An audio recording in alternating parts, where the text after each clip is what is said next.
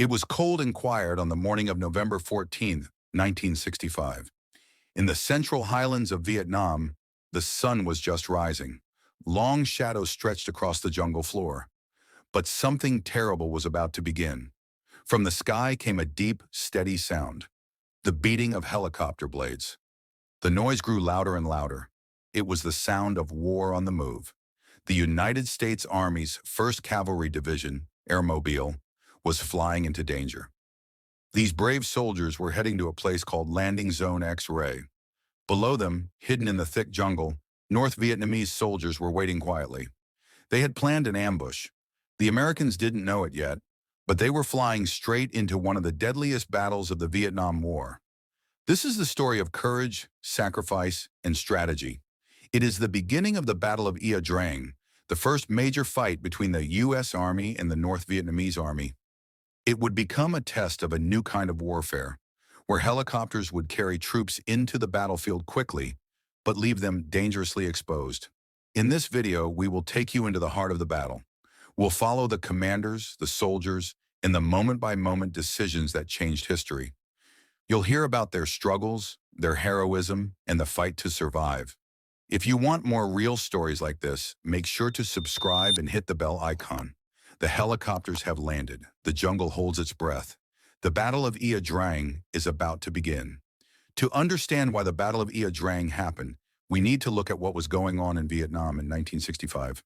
At that time, North Vietnam was trying to take control of South Vietnam. They were sending supplies, weapons, and soldiers through the thick jungles and mountains. Their goal was to spread communism across the country. They had help from a strong rebel group in the South, called the Viet Cong.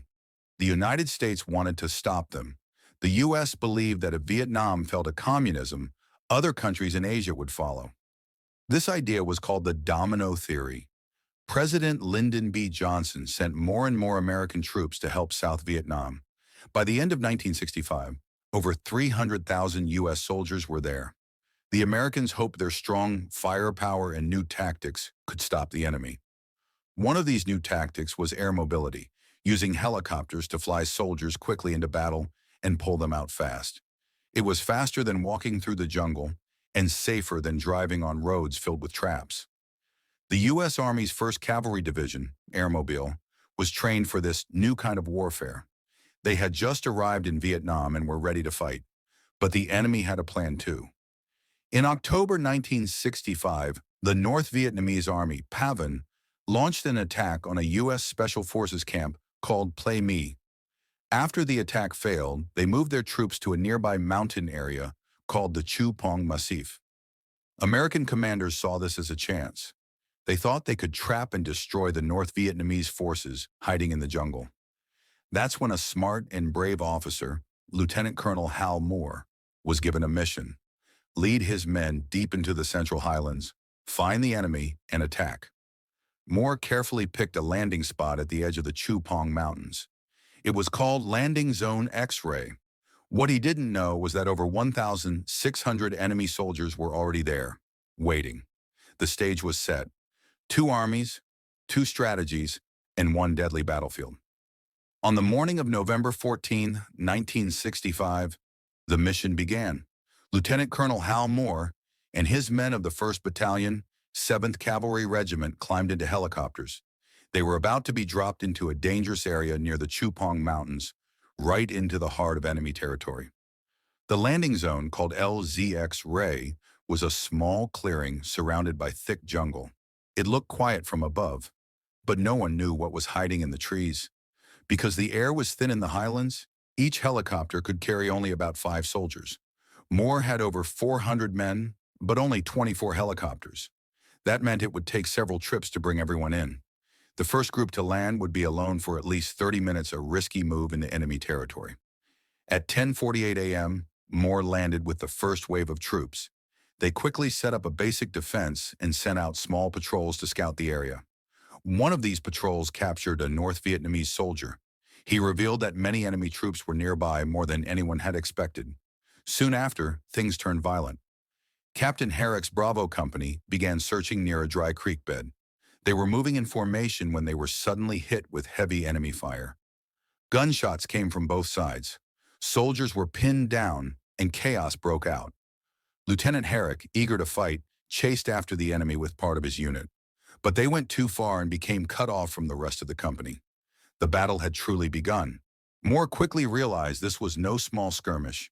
His men were walking straight into a well-planned ambush. The enemy was already in place, dug in and ready to fight. With one platoon trapped and more enemy troops arriving, Moore had to act fast. He changed his plans on the spot, and the real test of his leadership was just beginning. As the shooting grew louder and the jungle echoed with gunfire, Colonel Hal Moore knew he had to act fast. His men were under attack from a much larger force than expected. One platoon from Bravo Company, led by Lieutenant Herrick, was surrounded and cut off deep in the trees. The rest of Bravo was also taking heavy fire. The enemy was everywhere, hiding in the jungle, firing from close range and trying to break the American line. Moore made a bold decision. Instead of waiting for the full battalion to land, he ordered Alpha Company, led by Captain Nadal, to move up and support Bravo. At the same time, Charlie Company was brought in as backup to protect the flanks and plug any gaps. It was a risky move, but Moore had no choice. He couldn't leave Herrick's men behind. Back at the landing zone, more helicopters arrived under fire, bringing in the rest of the companies. Enemy bullets tore through the trees as soldiers jumped out of the choppers and scrambled into position. The battle was heating up fast. By early afternoon, the Americans were surrounded on three sides. They were outnumbered, but they had artillery and air support. Moore called in artillery fire from a base called Falcon, just northeast of LZ Ray. Explosions shook the ground as shells landed all around the jungle. Still, the enemy kept coming. Then came one of the bravest actions of the day. Lieutenant Walter Marm, a young officer from Alpha Company, saw his men pinned down by a North Vietnamese machine gun. It was killing American soldiers and stopping any advance. Without waiting, Marm grabbed a rocket launcher, ran 30 meters across open ground under fire, and took out the machine gun nest with grenades and rifle fire even after he was wounded. His courage helped save his platoon and earned him the Medal of Honor. But the rescue mission for Herrick's cut-off platoon had to be delayed. The enemy was too strong. Moore requested more troops, more firepower, and prepared to hold the line through the night. He had fewer men than planned. He had walked straight into a hornet's nest, but he was holding on and he wasn't backing down. As the sun began to set on November 14, 1965, the battlefield at LZ Ray fell into an uneasy quiet. Smoke hung in the air. The sound of gunfire faded, replaced by the distant echoes of helicopters and artillery. Colonel Hal Moore and his men had survived the first day, but the fight wasn't over. The soldiers were tired, low on water, and surrounded by the enemy. They had eaten only small rations. Some drank from muddy puddles to stay hydrated. Reinforcements finally arrived. Captain Duke's Bravo Company from another battalion landed just before dark, giving Moore the extra support he had asked for. With 5 companies now on the ground, Moore reorganized his defenses into a full 360-degree perimeter around the landing zone. Still, one group was missing Lieutenant Herrick's cut-off platoon, now led by Sergeant Clyde Savage after Herrick was killed. They had spent the whole day fighting alone, surrounded by enemy forces. 3 times that night, the North Vietnamese tried to wipe them out, but Savage and his men held firm, calling in artillery strikes that protected their position. Throughout the night, the enemy tested the American defenses. Small squads crept through the jungle, trying to find weak spots. But Moore had ordered his men to stay quiet, only use rifles or grenades, not machine guns, to avoid giving away key positions. Above, C-123 aircraft dropped flares to light up the jungle. An AC-47 spooky gunship circled the skies, its miniguns spraying the ground when needed. The Americans were holding the line, but barely. Every soldier knew that the next morning could bring a bigger attack. They had survived day 1. Now they had to survive the night. At dawn on November 15th, the calm night gave way to chaos. Just after 6:30 a.m., 2 patrols from Charlie Company ran into enemy fire during a scouting mission. As they tried to retreat, North Vietnamese troops chased them a sign that a full-scale attack was about to begin. Within minutes, hundreds of enemy soldiers launched a massive assault on the southern edge of Landing Zone X-Ray. The American lines were hit hard. Alpha and Charlie companies took the brunt of the attack, fighting in close combat, sometimes just meters apart from the enemy. Colonel Moore could feel the pressure mounting, but he was careful. He didn't want to use his last reserve too soon. Instead, he allowed Captain Nadal to send a single platoon to help. Even that small group faced heavy fire while moving and suffered losses before reaching the front line. The enemy tried again and again to break through, but the Americans didn't give up. One soldier, Specialist Willard Parrish, became a hero that morning. Manning an M60 machine gun, he held off wave after wave of attackers. When he ran out of bullets, he used his .45 pistol to keep fighting. After the battle, over 100 enemy bodies were found near his position. His bravery helped save his entire unit. Elsewhere, Delta Company and the Recon Platoon were called in to hold the northeast side. They rushed to plug the gaps and stop the enemy from surrounding the Americans completely. By 7:15 a.m., the battle had spread across the whole landing zone. Colonel Moore's men were outnumbered, but they held strong.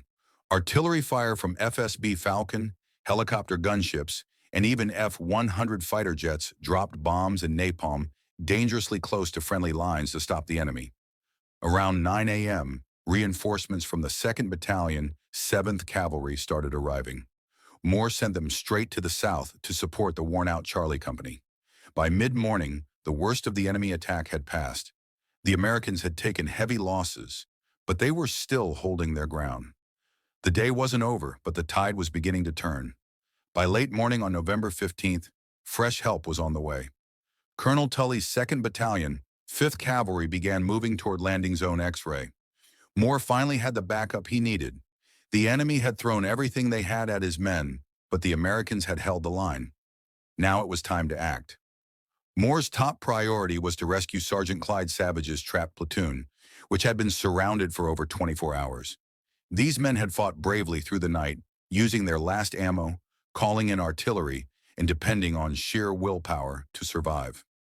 At 1:15 p.m., Moore launched a full rescue mission. A powerful task force moved out supported by artillery, air support, and helicopter gunships watching from above. This time there was no resistance. The North Vietnamese had pulled back, possibly due to the heavy bombing and high casualties. At 3:20 p.m., the task force reached the stranded platoon. Out of 29 men, 9 had been killed and 13 were wounded. But thanks to Savage's leadership and the nonstop artillery support, more than half had survived. The rescue team quickly brought them back to X-ray. For many soldiers, this moment was the first true relief they had felt since the fighting began. It was a small but powerful victory, but the Americans weren't done yet. Later that afternoon, something new happened. At 4 p.m., a group of B-52 bombers, massive aircraft usually used for strategic bombing, dropped thousands of pounds of explosives on the Chupong Mountains, where the enemy had been hiding. This was the first time B-52s had ever been used in direct support of troops in a ground battle. The explosions shook the earth and likely destroyed many enemy positions. As the sun set, Moore's soldiers prepared for another night, but now with reinforcements, strong defenses, and hope. They had survived 2 brutal days, but the battle was not yet over. Before sunrise on November 16th, the jungle was quiet, too quiet.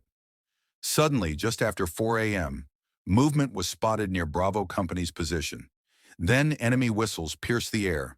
It was the signal for the final North Vietnamese attack on landing zone X-ray. Around 300 enemy soldiers charged from the southeast. American troops opened fire. Artillery shells exploded all around the jungle. The first wave was stopped, but the enemy wasn't done. 2 more attacks followed, hitting Dirk's company from different angles. Again, the Americans held firm. Then at 6:55 a.m., Colonel Moore gave the order for a mad minute, a sudden, full-force burst of fire in every direction. Machine guns, rifles, grenade launchers, everything fired for 1 full minute. It worked. Enemy soldiers hiding in the grass panicked.